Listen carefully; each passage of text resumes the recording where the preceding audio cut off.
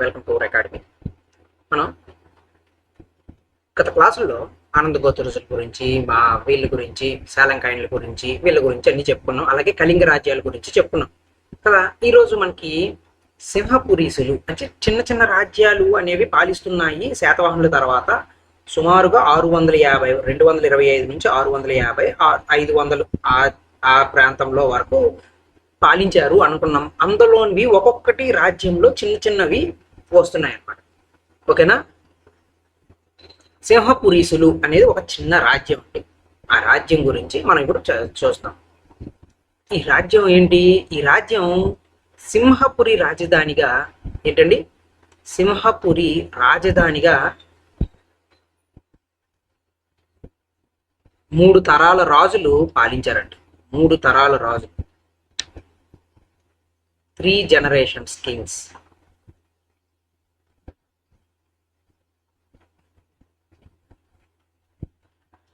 రాజులు ఈ రాజ్యాన్ని పాలించారు. వీరి శాసనాల్లోని పితృభక్త అనేది ఉంటుందన్నమాట. పితృభక్త ఎవరి శాసనాల్లోని? ఈ సింహపురి వాళ్ళ యొక్క శాసనాల్లో పితృభక్త అని ఉంటుంది అనమాట. దీన్ని బట్టి వీళ్ళేం చెప్పచ్చు? పితృభక్త వంశీయులు అని కూడా అంటున్నారు అనమాట. వీళ్ళు ఏమంటున్నారు? పితృభక్త వంశీయులు అని కూడా అంటున్నారు. సింహపురీసుల్నే పితృభక్త వంశీయులు అని కూడా అంటారు. మనం ఆనంద గోత్రజుల్ని ఏమనుకున్నామండి? ఆనంద గోత్రజుల్ని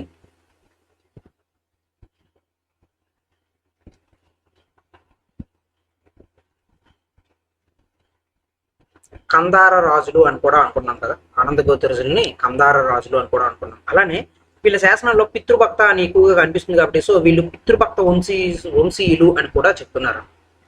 ఓకేనా. అయితే వీరి రాజ్యం వీరి పరిపాలన వీటి గురించి సుమారుగా 6 శాసనాలు ప్రధానంగా మనకు కనిపిస్తున్నాయి. 6 శాసనాలు అన్నమాట. వీళ్ళు రాజ్యం గురించి, వీళ్ళ పరిపాలన గురించి పెద్దగా దీంట్లో 6 శాసనాలు వీళ్ళు లభించాయి.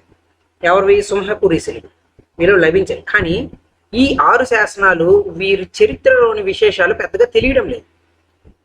ఓకేనా. ఈ చరిత్ర గురించి, వీళ్ళ చరిత్ర గురించి పెద్ద విషయాలు తెలియవు అనమాట. పెద్ద విషయాలు ఈ శాసనాల వల్ల లభించడం లేదు. వీళ్ళ శాసనాలు అయితే దొరుకుతున్నాయి, కానీ ఆ శాసనాల్లోని వీళ్ళ పరిపాలన, వీళ్ళ గురించి పెద్ద పెద్ద విషయాలు అనేవి లభించడం లేదు. ఎవరు అండి? సింహపురీసులువి. ఓకేనా. అయితే ఉమవర్మ అని చెప్పి ఉంటారండి ఈ వంశంలో. ఫస్ట్ ఉమవర్మ. ఈయన ఈ వంశానికి ఆద్యుడు. ఎవరు? ఉమవర్మ. ఇది ఇంపార్టెంట్ అండి. ఇది పెద్దగా మీకు అడగకపోవచ్చు. ఎందుకు అని అంటే మనకి సిలబస్ లో లేదు కాబట్టి టచ్ అయిపోవచ్చు. బట్ మనకి బిఎస్ఎల్ హనుమంతరావు గారు ఇంటర్లింక్ చేస్తూ ఈ సామ్రాజ్యాలన్నింటినీ అని చెప్పారు కదా. విహంగ వీక్షణం అనేది కూడా చూసుకోవాలన్నమాట. అంటే ఏపీ హిస్టరీ విహంగ వీక్షణంగా కూడా చూసుకోవాలి. సో ఇది చదవాల్సిందే. ఉమవర్మ అనేవాడు ఆద్యుడని. ఈయన ధవలపేట, ఏంటండి? ధవలపేట, అలానే టెక్కలి, అలాగే బృహత్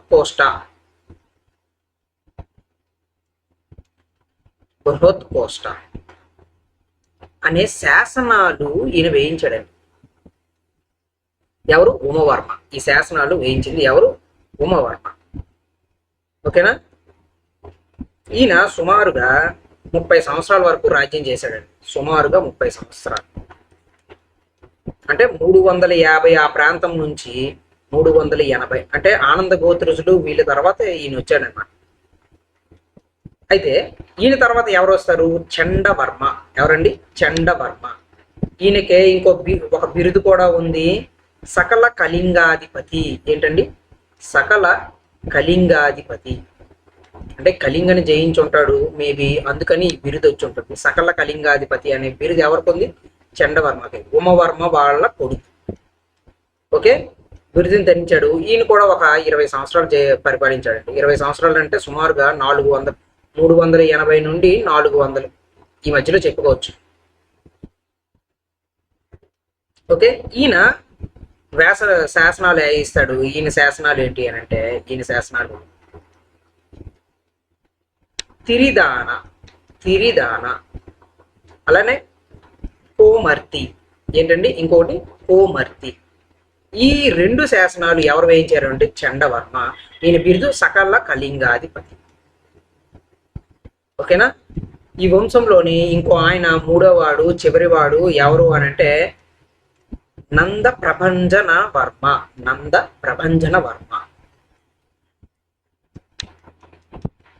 ఎవరండి 3వ వాడు? నంద ప్రభంజన వర్మ. ఈయన సుమారుగా ఈయన కూడా ఒక 20 సంవత్సరాలు పరిపాలించాడు సుమారుగా. అయితే ఈయన వేసిన శాసనం ఏది అంటే చికాకోలు. ఏంటండి?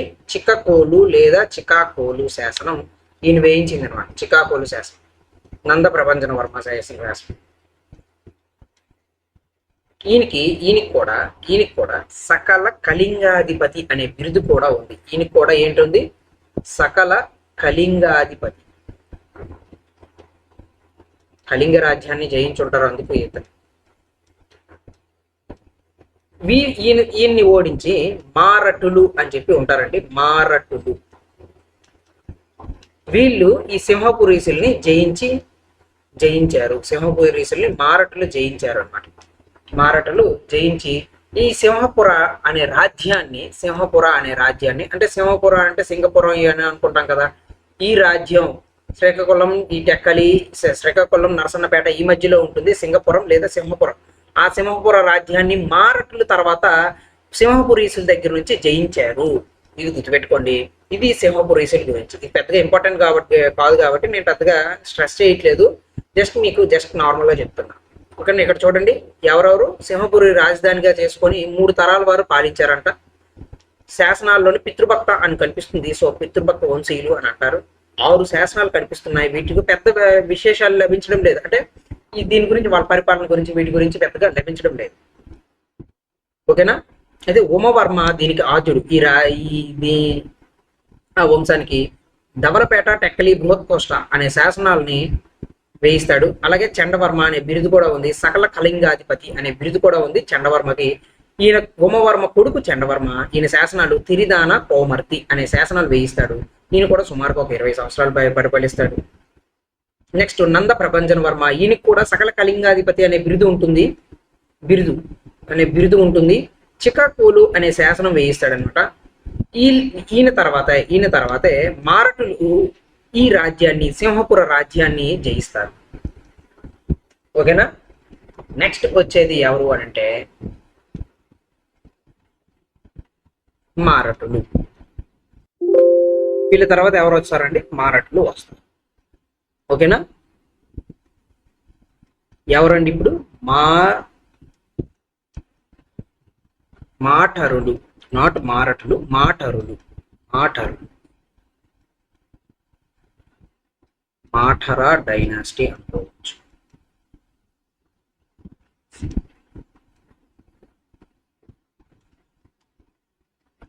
ఓకేనా. ఈ మాటర్లు ఎక్కడ వాళ్ళు అని అంటే ఇది మన సౌత్ ఇండియా అనుకుంటే, ఇది మన ఆంధ్ర అనుకుంటే, ఇది ఇలా అనుకోండి. ఆంధ్ర అనుకుంటే ఇది శ్రీకాకుళం, ఇది విజయనగరం, ఇది విశాఖపట్నం. ఇక్కడ ఈస్ట్ గోదావరి కనిపిస్తుంది, ఇక్కడ వెస్ట్ గోదావరి కనిపిస్తుంది. ఈస్ట్ గోదావరిలో పిఠాపురం ఉంటుంది. పిఠాపురం ఒకప్పుడు దీన్ని పిష్టపురం అని పిలిచేవాళ్ళు. ఈ పిఠాపురమే మనకి పవన్ కళ్యాణ్ గారు ఎమ్మెల్యేగా పోటీ చేశారు కదండి, ఆ పిఠాపురం. ఈ పిఠాపురంలోనే మీకు శక్తిపీఠం కూడా ఉంటుందండి. కుక్కుటేశ్వర స్వామి ఆలయం ఒకటి ఉంటుంది, శక్తిపీఠం కూడా ఉంటుంది. పురుహిలిక శక్తిపీఠం అనమాట. ఆ దేవత ఉంటుందన్నమాట. ఓకేనా. శక్తిపీఠాలు మన ఆంధ్రప్రదేశ్లో 4 ఉంటాయి. అందులో ఒకటి పిఠాపురంలో ఉంటుంది. మీకు ఎండోన్మెంట్ ఆఫీసర్ ఎగ్జామ్ కూడా పడుతుంది కదండి, దానికి కూడా ఇది ఉపయోగపడుతుంది. ఓకేనా. అక్కడ ఆ రాజ్యంలోని ఉండే వాళ్ళే ఈ మాటరులు. ఓకేనా. మాటరులు, నాట్ మారటులు, మాటరులు. వీరు పిఠాపురంలోని అధికారంలోకి వచ్చారనమాట. పిఠాపురంలోని నుంచే అధికారంలోకి వచ్చారు.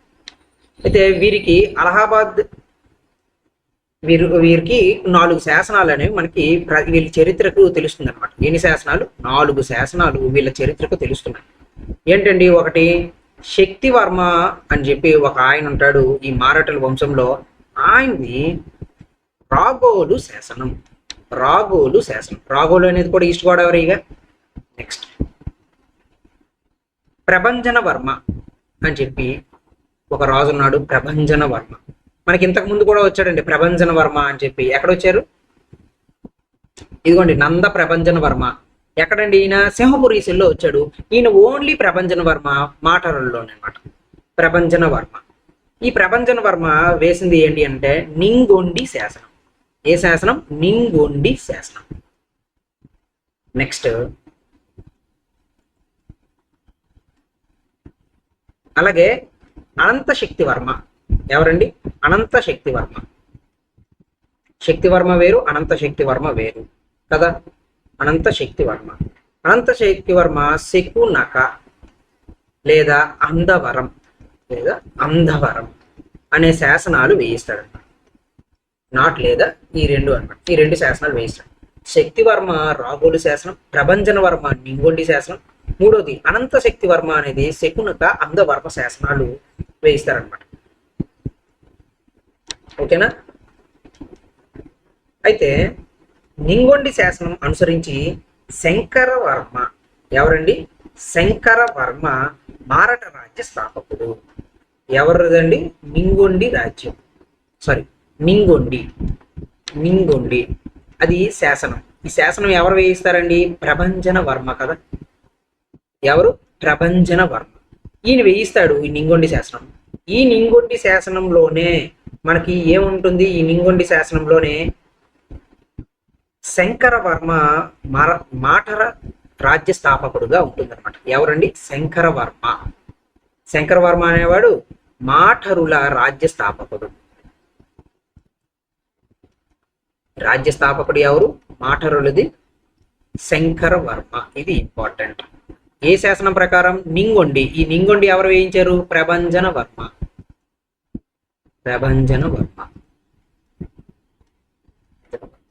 ఇతని కుమారుడు వాసిష్ఠ పుత్ర శక్తివర్మ.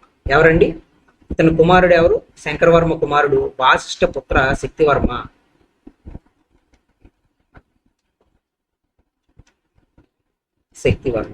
ఈ శక్తివర్మ వాసిష్ఠ పుత్ర శక్తివర్మ మనకి మాతృ సంజ్ఞలను ధరించాడు అని చెప్పి మనకి కనిపిస్తుందండి. అంటే దీన్ని బట్టి వాసిష్ఠ పుత్ర అంటే మనకి దేవరాష్ట్రం అని చెప్పి ఉంటుంది. దేవరాష్ట్రం అంటే మనకి ఇప్పుడు శృంగవరపుకోట ఈ దగ్గరలో అనమాట. ఇంటి విశాఖపట్నం జిల్లా దగ్గరలో ఉండేది ఈ దేవరాష్ట్రం అనేది ఉంటుంది అనమాట. ఈ దేవరాష్ట్రం పాలించే వాళ్ళు వాసిష్ఠులు. ఈ వాసిష్ఠులకి అలాగే ఈ మాఠరులకి మధ్యన వివాహ సంబంధాలు ఉండుంటాయి. సో ఈయన వాసిష్ఠ శక్తివర్మ పెట్టుకున్నాడు పేరు. ఆ వాసిష్ఠుడే ఈ వాసిష్ఠుడు అని చెప్పి కూడా అంటున్నారు అనమాట. అంటే దీన్ని బట్టి మాఠరులకి వాసిష్ఠులకి మధ్య వివాహ సంబంధాలు ఉన్నాయి. అలానే వీళ్ళ మధ్యన బంధుత్వం కూడా ఉంది అని చెప్పచ్చు దీన్ని బట్టి. ఓకేనా? అయితే ఈ శక్తివర్మకి శక్తివర్మ వాసిష్ఠపుత్ర శక్తివర్మ ఎవరండి? వాసిష్ఠపుత్ర శక్తివర్మ. ఈ శక్తివర్మ ఎవరు కుమారుడు? శంకరవర్మ కుమారుడు. ఈయనకి ఒక బిరుదు ఉందంట, కళింగాధిపతి అనే బిరుదు కూడా ఉంది.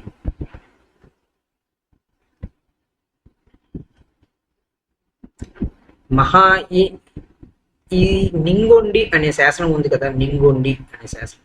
ఈ శాసనం ఈయన ఎందుకు కళింగాధిపతి అని చెప్తూ మహానది నుండి, ఇది మహానది అనుకోండి, మహానది అలాగే కృష్ణవేణి అంటే కృష్ణా రివర్ ఈ రెండింటి మధ్య రాజ్యాన్ని ఈయన జయించి పాలిస్తున్నాడు అని చెప్పి అంటున్నారు. కానీ ఇక్కడ దానికి సంబంధించిన ఆధారాలు మనకి ఇవన్నీ ఏమి లేవు. వేరే వాళ్ళు రాజ్యం చేస్తున్నట్టు కూడా తెలుస్తుంది. సో ఇది అతిశయోక్తి అని అంటున్నారు అనమాట బిఎస్ఎల్ గారు. ఇది ఒక అతిశయోక్తి. అంటే ఎక్కడో చిన్న రాజ్యం పాలిస్తున్నాడు కానీ ఇంత పెద్ద రాజ్యాన్ని పాలిస్తున్నాడు అని చెప్పడం అనేది అతిశయోక్తి అనమాట. అలా అతిశయోక్తిలో చెప్తున్నారు. కానీ ఈయన అంత పెద్ద రాజ్యాన్ని, ఆ మధ్యస్థ రాజ్యాన్ని పాలించలేదు అని చెప్తున్నారు. ఇతను కుమారుడు ఎవరు? శక్తివర్మ యొక్క కుమారుడు ప్రభంజన వర్మ. ఈయన కుమారుడు ఎవరంటే ప్రభంజన వర్మ. ఈయన ఈయన కుమారుడు ఎవరు అని అంటే అనంత శక్తివర్మ. మనకి ప్రభంజన వర్మే కదా నింగొండి శాసనం వేయిస్తాడు. అనంత శక్తివర్మ అయితే శకునక అందవరం శాసనాలు వేయిస్తాడు. శకునక అందవరం శాసనం. ఓకేనా?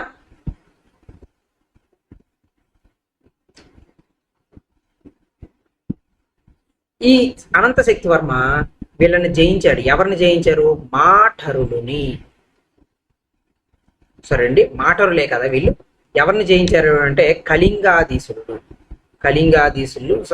వాళ్ళే సింహపురీలు అంటారు కదండి. సింహపురీసుడు కళింగాధిపతి అనే బిరుదు పెట్టుకున్న సింహపురీసులు. వీళ్ళని జయించాడు అనంట అనంత శక్తివర్మ. ఈ అనంత శక్తివర్మ శకునక అనే శాసనం ఉంది కదండి, అనంత శక్తివర్మది. ఈ శకునక శాసనం సింహపురం నుంచి వేసినట్టు ఉందన్నమాట. సో మారటల్ని సింహపురీసుల్ని మాటరులను జయించారు అని చెప్పుకున్నాం. అందులో ఎవరు జయించారు అంటే అనంత శక్తివర్మ అని చెప్పచ్చు. అనంత శక్తివర్మ జయించాడు కాబట్టి ఈయనకి,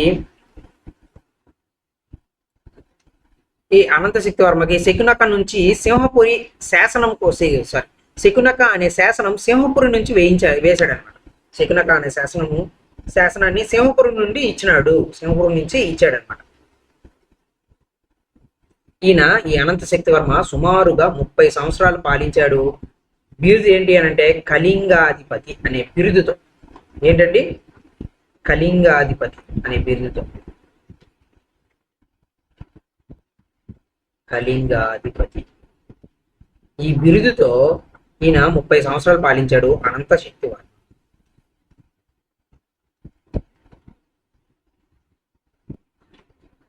అయితే లాస్ట్ లో ఈ మాటరుల్ని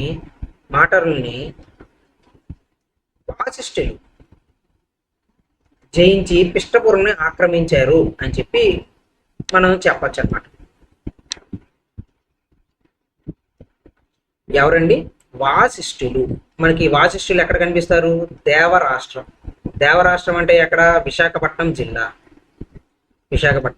ఇక్కడ ఇదిగోండి, ఇది నేను వేసాను అనుకోండి, ఇది ఇలా విశాఖపట్నం అనుకోండి, ఇది విశాఖపట్నం. ఇది మనకి పిఠాపురం. ఇక్కడే కదా ఇవి పిఠాపురం. ఎంత 4 hours ఇక్కడ నుంచి ఇక్కడికి. ఇది పిఠాపురం. ఇక్కడ పాలిస్తుంది ఎవరు? విశాఖపట్నం అంటే రాష్ట్రాన్ని విశాఖపట్నం జిల్లాలో మనకి దేవపురం అని చెప్పి ఉంటుంది అన్నమాట. ఎవరు పాలిస్తున్నారు? వాసిష్ఠులు. ఇక్కడ పిఠాపురంలో ఎవరు పాలిస్తున్నారు? మనకి మాటరులు కదా. ఈ మాటరుల్ని అనంతవర్మ తర్వాత జయించారు. ఎవరు జయించారు అంటే వాసిష్ఠులు జయించి ఈ పిఠాపురాన్ని కూడా వాళ్ళ రాజ్యంలోకి కలుపుకొని ఒక ఆయన ఉంటాడు, వాసిష్ఠ అనంతవర్మ. ఎవరండి? వాసిష్ఠుల్లో ఒకరు వాసిష్ఠ అనంతవర్మ. ఈయన ఈ రాజు ఏమని పేర్కొంటాడు? ఈయన పిఠాపురం తన అధిష్టానంగా చెప్పుకున్నాడు అనమాట. పిఠాపురం అధిష్టానంగా అంటే ఈయన జయిస్తేనే కదా ఈయన చెప్పుకుంటాడు, లేదు అంటే చెప్పుకోడుగా.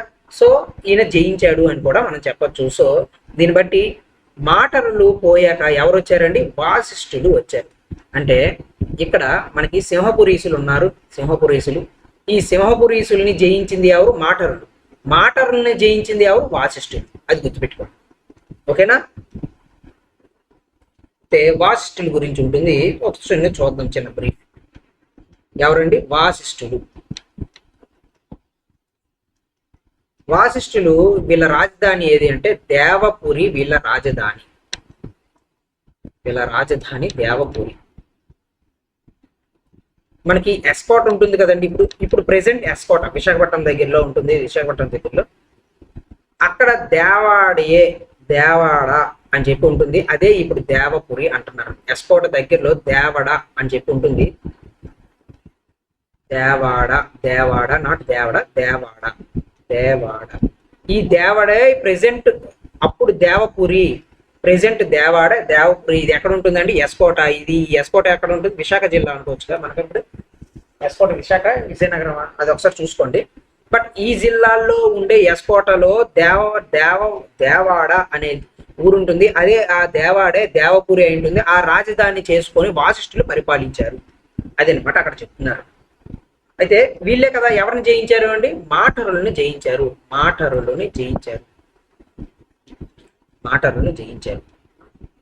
అయితే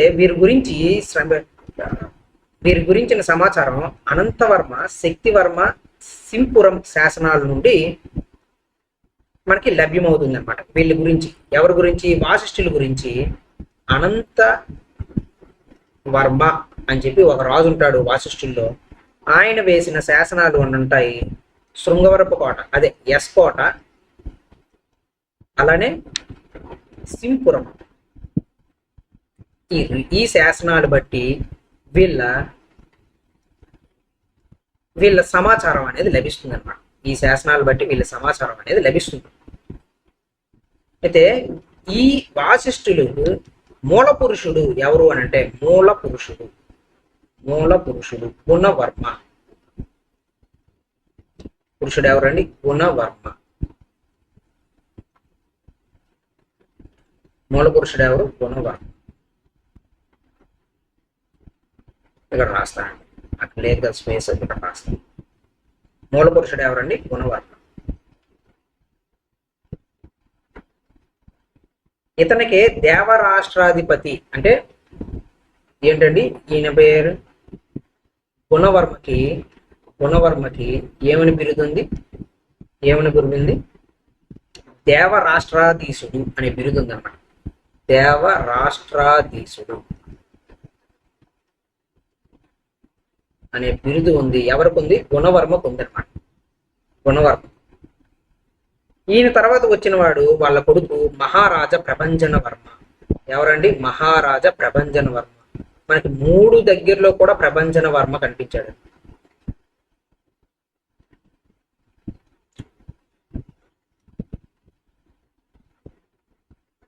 ఈ ప్రభంజన వర్మ సుప్రసిద్ధుడు అన్నమాట.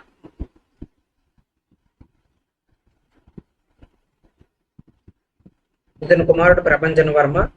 ఈ తర్వాత వచ్చిన వాళ్ళే మనకి అనంతవర్మ కనిపిస్తాడు అనమాట. ఈయన కొడుక ఎవరు అనేది తెలియదు, బట్ అనంతవర్మ. ఈ వాసిష్ఠుల్లో గొప్పవాడు సుప్రసిద్ధుడు ఎవరు? సుప్రసిద్ధుడు ఎవరు అని అంటే ఈ అనంతవర్మ. ఈ అనంతవర్మే కదండి లాస్ట్ లో ఈయన మాటరుల్ని జయిస్తాడు. ఆయనే ఈయనమాట. మాటలను జోయించి పిష్టపుర రాజ్యాన్ని కూడా చేసుకున్నాడు. అయినా సరే ఈయన ఎంతో కాలం కూడా పరిపాలించలేదన్నమాట. ఆ పిష్టపురాన్ని జయించాడు కానీ, అదే పిఠాపురాన్ని జయించాడు కానీ ఎంతకాలం కూడా జయించలేదు. ఇవి మనకి దేనికి సంబంధించినవి ఏంటంటే మాటర్లు, వశిష్ఠులు, అలాగే సింహపురీసులు, చిన్న చిన్న రాజ్యాలు కదా, వాళ్ళ గురించి చెప్పుకున్నాం. నెక్స్ట్ క్లాస్లో ఏం చెప్పుకుంటామంటే పృథ్వీమూలరాజు అని చెప్పుకుంటాడు. ఆయన గురించి చెప్పుకుంటాం. పృథ్వీమూలరాజు తర్వాత కళింగ వంశం ఉంటుంది. కళింగ వంశం చెప్పుకుంటాం. ఆ 2 అయిపోయాక విష్ణుకుండి వంశం. మన ఏపీ హిస్టరీ సిలబస్ లో విష్ణుకుండీలు వంశం గురించి పర్టికులర్ గా అడిగారు. సో విష్ణుకుండీల వంశం నుంచి 1 or 2 క్వశ్చన్స్ వస్తాయి. సో విష్ణుకుండి వంశం అనేది జాగ్రత్తగా చూడాలి. అది వెరీ వెరీ ఇంపార్టెంట్. ఈ చాప్టర్స్ మీరు పెద్దగా పట్టించుకోకపోయినా పర్వాలేదు, జస్ట్ తెలుసుకుంటే చాలు. పిఠాపురం ఏంటి, దేవరాష్ట్రం ఏంటి అనేది తెలుసుకుంటే చాలు. బట్ విష్ణుకుండీలది మాత్రం పర్టికులర్ గా చూడాలి. ఇది చూడకుండా వెళ్ళద్దు. ఓకేనండి. ఏపీ హిస్టరీలో అడుగుతారు. ఏపీ హిస్టరీలో సిలబస్ లో పర్టికులర్ గా మెన్షన్ చేశాడు కూడా విష్ణుకుండీలు అని. గ్రూప్ 1 లో మెన్షన్ చేశాడు, గ్రూప్ 1 లో మెన్షన్ చేశాడు, గ్రూప్ 2 లో కూడా మెన్షన్ చేశారండి. సో మీరు చదవాల్సిందే. ఓకేనా? ఇది దీనికి సంబంధించింది. నెక్స్ట్ క్లాస్ లో మళ్ళీ కలుద్దాం. Thank you very much.